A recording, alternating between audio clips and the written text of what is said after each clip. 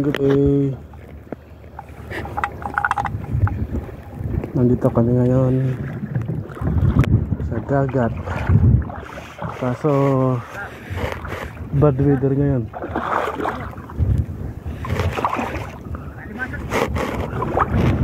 Bad weather ngayon, malakas ang hangin. Baka sakali lang makahuli pang ulam.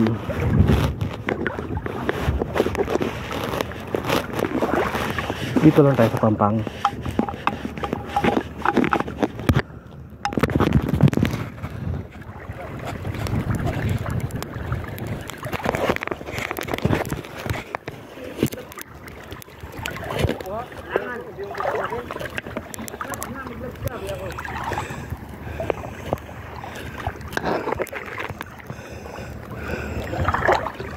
Wow.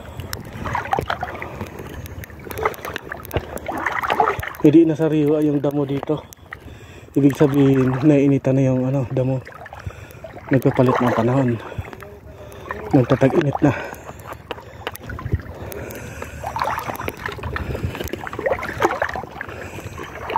Kasi iyan masyadong berde yan pagka taglamig.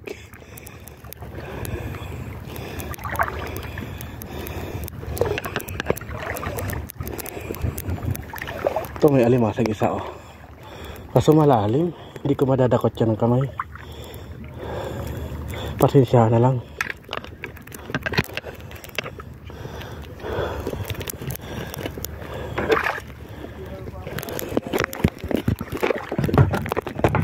May buhay naman na ako. Nahulog pa, gago.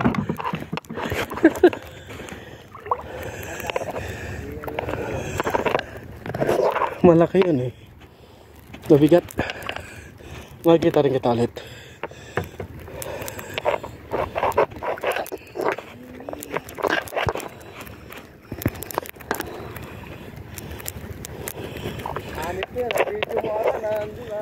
Kinagat na lang yung ipit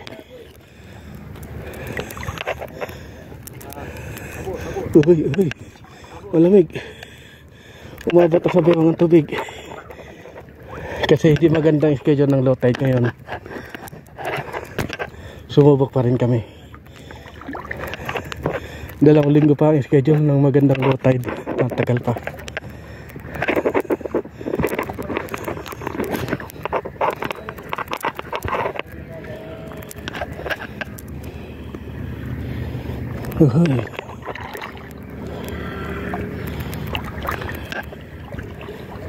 May isa dito nakikita hindi?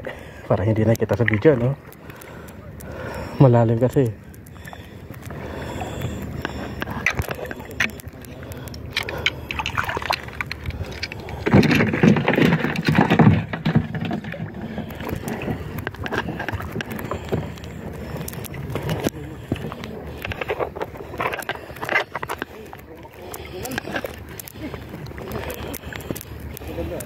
Hindi wakat yung banapusit.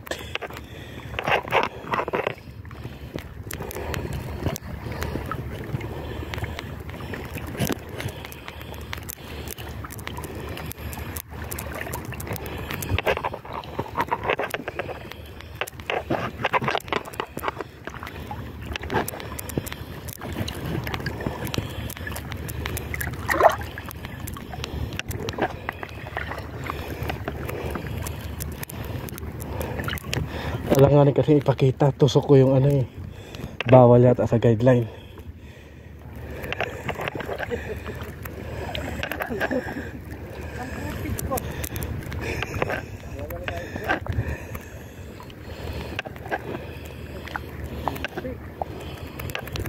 Yung burak na naman dito. Burak na naman ng napakan.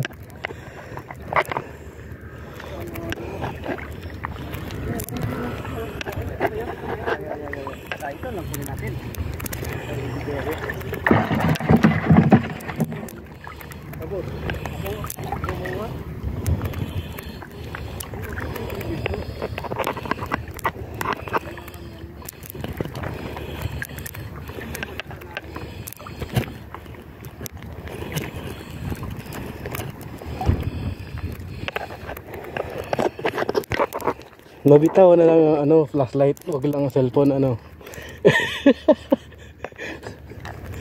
Mabitaw na lang flashlight, wag lang cellphone.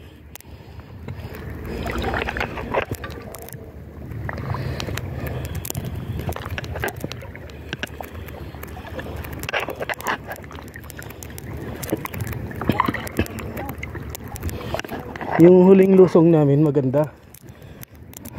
Napakababa ng tubig. Tapos hindi mahangin. Dito sa area na to hanggang talampakan lang. Magandang low tide ng nakaraan.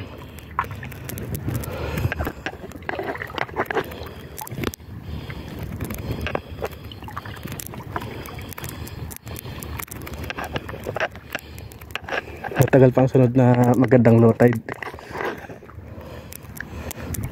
20 days ulit.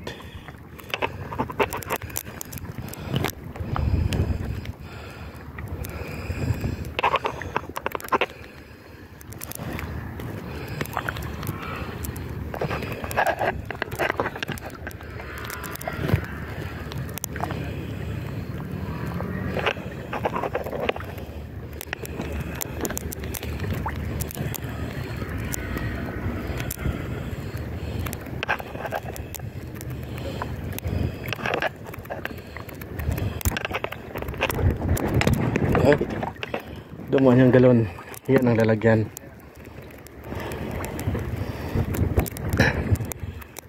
Tinutulak ng hangin.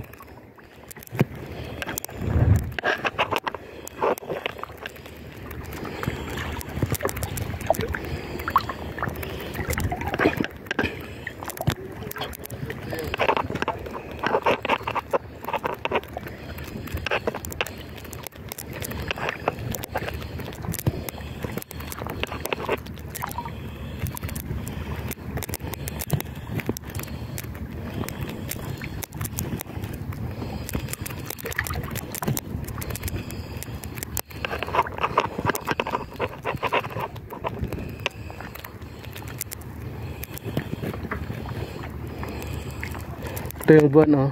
Umakyat na. Umakyat. Tumaas na ba? Umakyat talaga, ano. Dati naman nasa taas.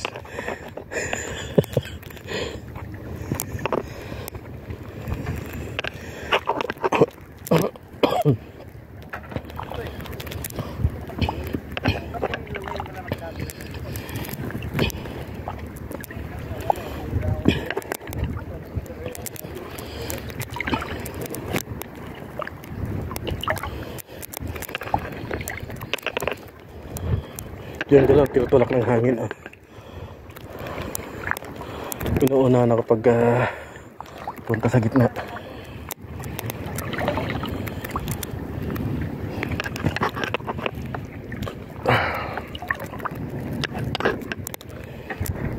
Hindi ako makapunta sa gitna ng konti, eh. Bukod sa malalim, malikot ang tubig.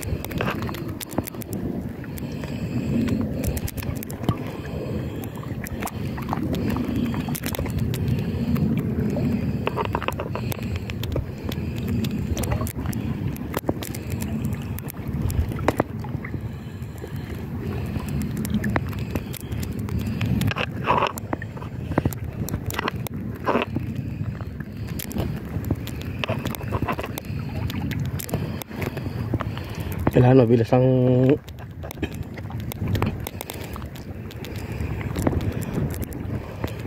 mabilis ang judgment mo sa mga bagay-bagay na makikita. Dahil kung hindi ka pa nakakalapit, lumayo na yung posibleng mahuli. Kasi ang ibang pusit Kapag nabulabog o kaya nailawan, lumalayo din. Yung iba hindi.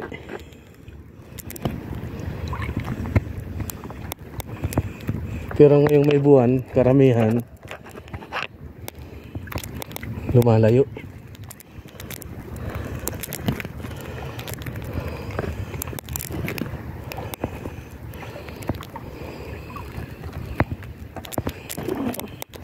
Yun, may batong malaki.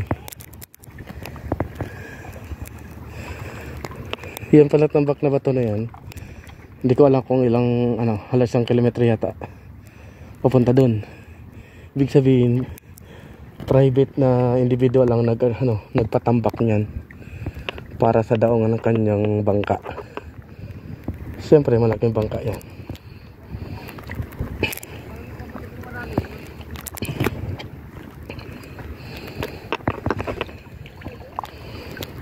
Karamihan dyan may kakayahan, yung tinatawag na nilang ship. Ay sa atin Don, isang mayamang individual. Medyo nangangalay na po, nangangalay na ang kamay. Malalim ng tubig, kailangan hawakan ng cellphone.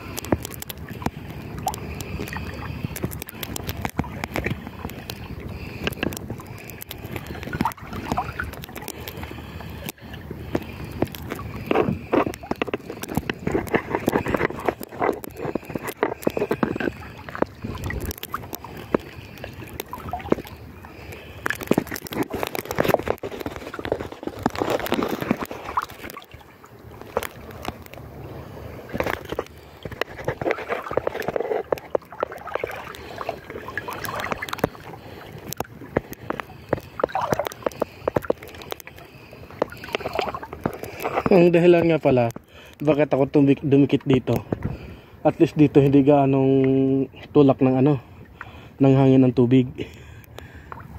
Naging windbreaker itong mga bato. Doon medyo magulo ang tubig, maalon. Halos wala mainag sa ilalim.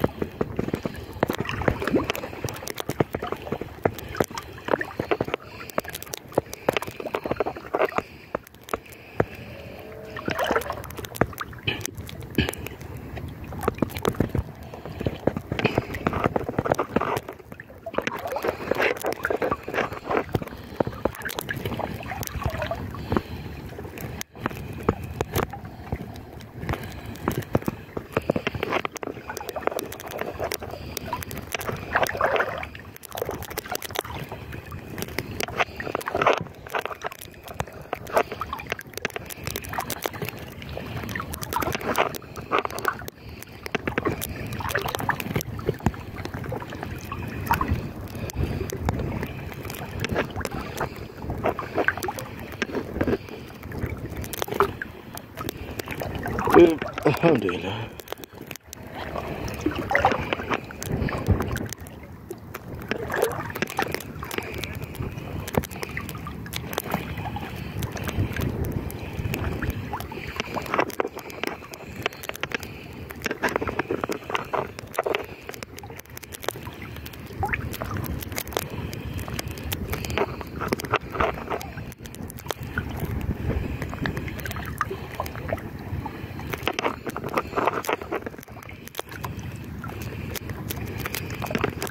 Wala pa rin makita kahit isang anino ng pusit.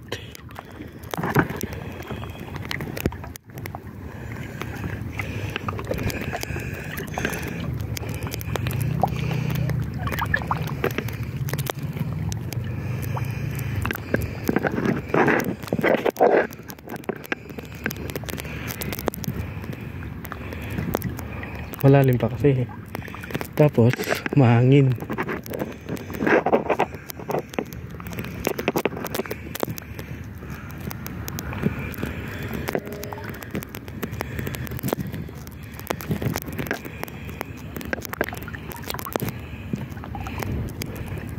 Sa ilang taon na paglusong ko dito, wala pa naman ako nakitang tawag na yung ahas sa dagat, yung kulay dilaw at itim, stripe ang kulay.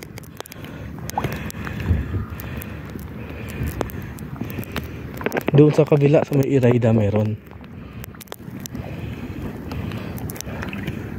Hindi ko man pinatay, iniwasan ko na lang.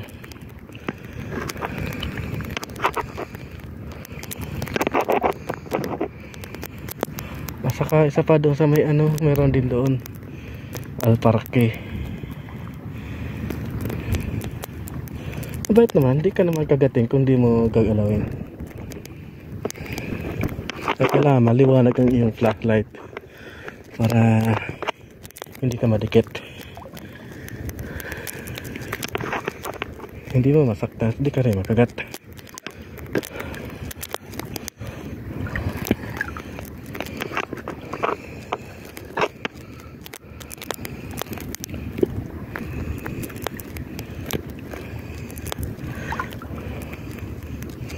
Malalim dito.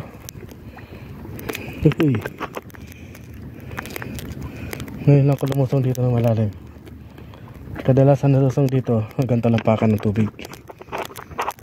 At maraming ano, alimasag. Ngayon wala makita oh. Uy.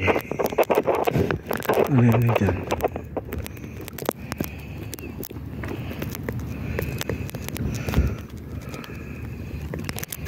May isda oh. Hindi man tayo makalapit, lumala yung pusa. Hindi kita na flashlight ano.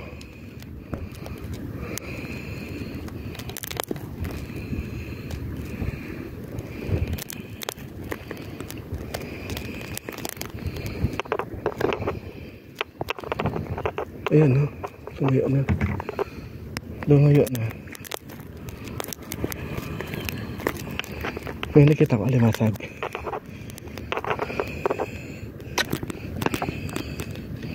Sensa na, malalim eh, kailangan ka rin tusukin.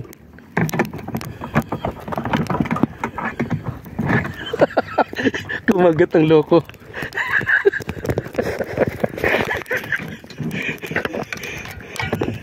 Oh, kumagat, ang tibay niya.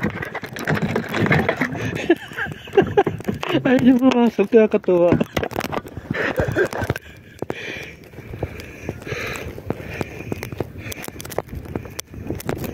Saan ka na? Lalaki no ito.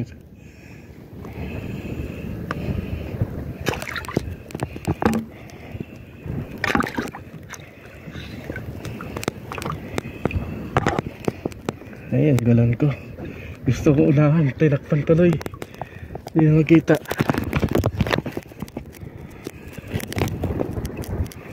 Wala na. Tumagit na siya. Diba bitawan ng flashlight, taglang ang cellphone. Pati isda din na nakita. Malalim eh.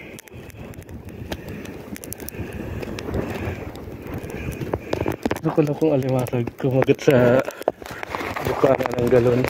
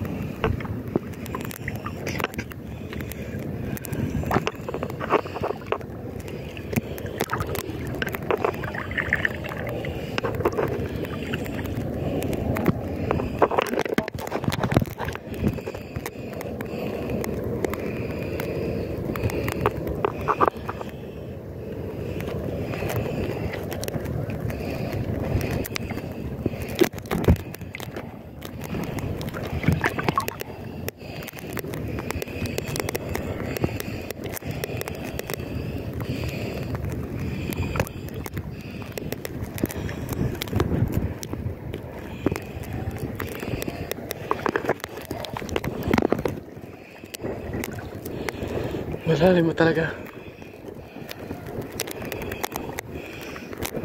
Ito dito na ako dahil lumulubog pa dyan. Burak yan na dyan. Hindi siya na magalaw tubig oh. Ay di, meron pa dito isang hagdan. Doon pa pala isang burak na yan. Meron pang hagdan dito.